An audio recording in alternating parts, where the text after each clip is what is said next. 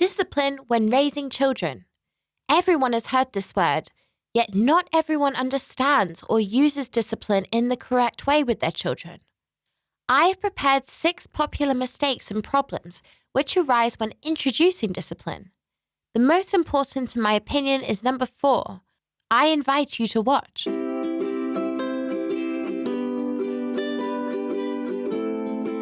Hi, my name is Sophie, and you are watching Practical Parenting, a YouTube channel established to inspire you to become a better parent by promoting intimacy parenting and a non-violent upbringing.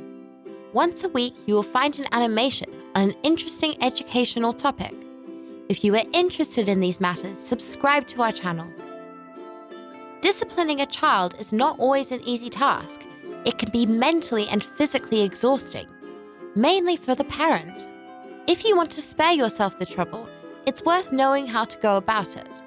The most effective method is to introduce positive discipline based on bonding with parents, mutual understanding, and cooperation, which is a form of lesson rather than punishment.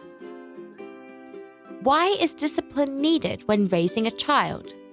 This is because it takes time for a child to develop mentally and emotionally, so guidelines need to be put in place and understood from both sides to help your child's development. The human brain was born undeveloped. Other mammals mature within months, weeks, or even days, as opposed to humans, which don't reach their limit of brain development even by the age of 18. It is usually 25. Only at the age of 25, we can conclude that our brain has been fully developed neurologically.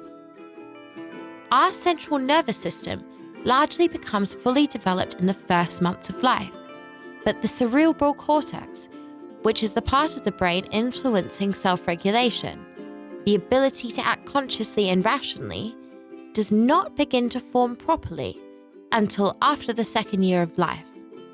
Yes, from a neurological point of view, a 2-year-old child is still absolutely incapable of making rational decisions and current urges. There is a famous exercise, an experiment that preschoolers undergo. You give them candy and tell them that if they don't eat it for a few minutes, they will get 2. Very few do it. Most can't stand the wait. So let's get back to the points. Here I will point out some mistakes that many parents make when trying to discipline their children. Number 1. Firstly, no warm-up has been introduced. Warming up, described in the sense that most people know, which consists of stretching and warming up the muscles, is not only a preparation for physical training, it also has a much more important function, because it's not just about winning a race or a match, it's also about being able to start the second an activity starts. And it is precisely the warm-up that performs this function. It is to prevent injuries. During an ideal training session, after leaving the locker room, the players would start a series of several minutes of exercises to warm up the muscles and stretch the joints. They should activate the entire body and stimulate it to work effectively. The same applies to the formulation of willpower. Make sure that you give your child time to practice some simple activities before placing any discipline on them. It is also important to use the so-called priming effect as often as possible, which is a series of activities that allow the brain to adjust to the next action or situation.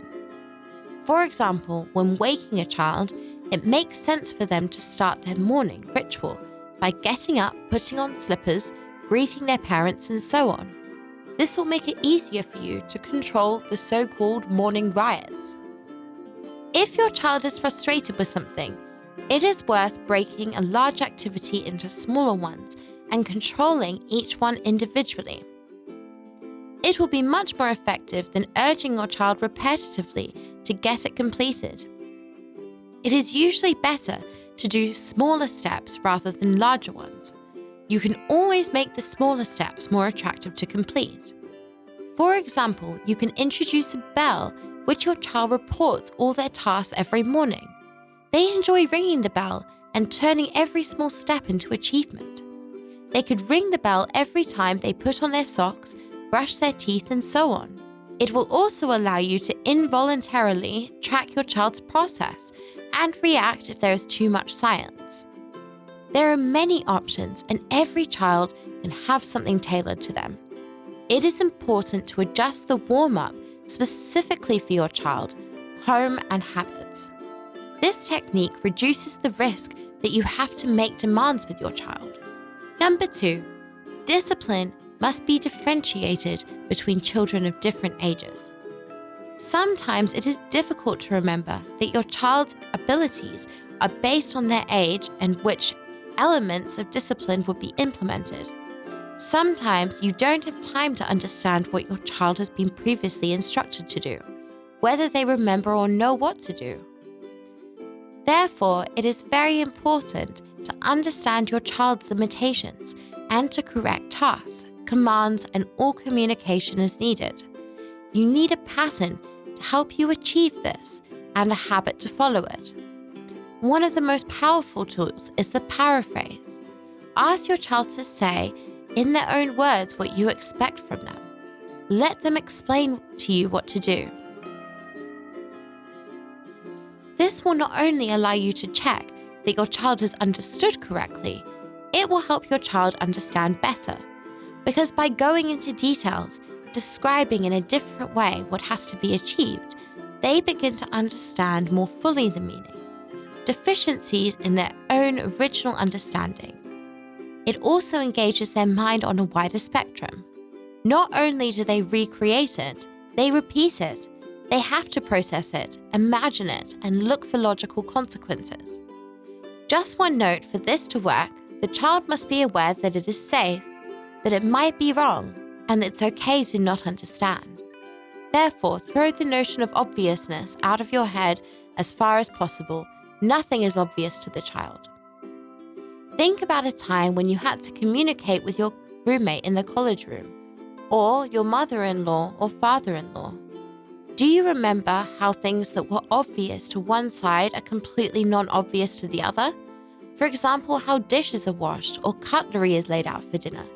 Teaspoon over the plate or on the left? A large bowl of soup or a small bowl of soup? And immediately a row, biting remarks, and yet it was a situation in which adults were involved. Well, imagine how less experienced a child would feel. Number 3, no rest. You cannot practice discipline constantly. For example, when the child is tired, not fully awake after waking up, experiences difficult emotions that they have to deal with, is in a stressful situation, whether they have had a painful experience or do not have enough energy to deal with self-discipline. Remember, self-regulation uses exactly the same mental energy as the system that takes care of coping with stress and making decisions. In addition, earlier acts of self-discipline use up this energy. Therefore, in the afternoon after your child has come home from school, during which there may be some stressful experiences in the school or kindergarten, your child's decision capacity may be exhausted. Similarly, in the morning when the stress of gathering themselves after waking up impairs the ability to resist urges of frustration. This is why it is so important to introduce your child to a rhythm of rest, taking care of sleep, but also playing in nature, being among people, and having short naps. See what works with your child, helping to rejuvenate their energy. Planning your child's day together will allow you not only to surprise them by interrupting the game they are playing or the movie that they are watching. Surprise is where a lot of unpleasant behavior comes from. This is why planned evening rest without a TV will allow you to gradually reduce tension, relax after a long day, and smoothly enter the sleep phase. Planning will exclude elements such as snacking before going to bed and the need to wash just before going to bed, and will also allow you to add such elements as a walk before bed, playing board games together, or talking about things which have bothered your child during their day. Number 4, the fourth mistake is a lack of flexibility and reasons for various situations. Sometimes the parent themselves does not have enough strength and is unable to act wisely. It is sometimes hard to be patient with your child when they realize that you have had a bad day and your child manages to violate the routine to their advantage. They cannot do this. However, it is important to be strong but also flexible. It is important to let them know that when you relax the rules for a specific reason and that it will be valid for only a certain amount of time. But it is also important to go back to the original standard. If your child wants to change the standard which has previously been agreed upon, it can be done by talking about it and getting along with each other and taking care of each other's needs.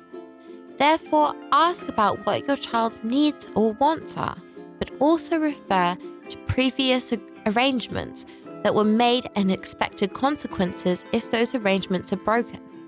It is important that these consequences do not only concern your expectations, but that these are the results from the child that they would like to achieve.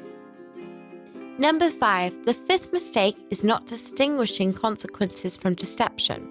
Everyone wants quick results. This allows us to check off the completion of the task of whoever is held accountable. If discipline is not implemented quickly and effectively, the person will have at least to contend with self-grievances. Therefore, if people do not have time to help their children, they judge their children instead. When they don't educate their children, they enforce certain standards. They do not have the time to go through the slow path of building internal motivation, and instead, they focus on quick implementation of external motivation. Do you agree? There are 2 conclusions for all parents. First, no one can replace you when raising your child. And second, seek contact and support from people who understand the above situation. Only cooperation will ensure the child's development in these areas. When it comes to the situation at home, it is extremely important that any failure in your communication with your child is treated as a failure in training. Any child's error could have occurred.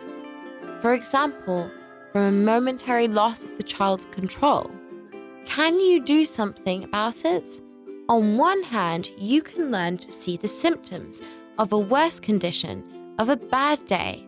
Each of us experiences such a time, and it is harder for us to give our best on such a day. It is also harder for us to understand all the effects and causes of our behavior. It is the same for your child. You should know that on a rainy, cloudy day, when the cold rain flows down the windows and you can't see the sun at all, it's harder to go out to kindergarten or school. Or that the task may take longer because that day, like others, has been a difficult one. You have to accept it, but also teach your child to accept it. Number 6, lack of cooperation between the parent and the child. When we discipline a child, we shame a child. Using spanking or any other violence is a form of punishment. We break the bond, we break the relationship. Instead of focusing on supporting the child's learning, we start sending them to their bedroom or to the room saying, "Think about what you did." We achieve one thing. The child will almost certainly not think about what they did wrong, and they will only be thinking about how mean you are, what harm they are suffering while being rejected. Because when we order a child in this way, we refer to this fear and that they will be excluded from our tribe, abandoned. On the other hand, when we hit a child, it is either small enough that we can hurt them or large enough to violate their dignity. This causes the desire for a rematch. We become unpredictable to the child and undermine his sense of self-dignity and values, which is not conducive to upbringing unless we want to raise a mindless slave. In addition, this type of punishment means that we consider a child a person who wants to do something wrong and acts with bad intentions. The child, who is just making mistakes, succumbs to uneducated emotions that they do not know how to deal with. Only unfortunately, it is our behavior that evokes these bad intentions. Therefore, it is better to build connections with your child by setting goals. Translate. Try to understand them and support. It is easy to say, but the fact that this attitude of the parent, the ideal, consists of dozens of actions, from physically supporting the child in dealing with emotions, hugging when he is angry, through explaining the consequences, for example, introducing the behavior of others to the analysis, to helping them get to know themselves. That is why it is worth for the child to feel support from you. As it develops, it is also worth explaining that you have a common goal. Let your child know that you are fighting for the same medal, for their victory in a competition for a beautiful and valuable life. Wishing you lots of parental love and close relationships with your loved ones. I thank you for your attention and invite you to discover Practical Parenthood. If you are not yet one of the subscribers of the channel Practical Parenting, please click the subscribe button and wait for our next animation.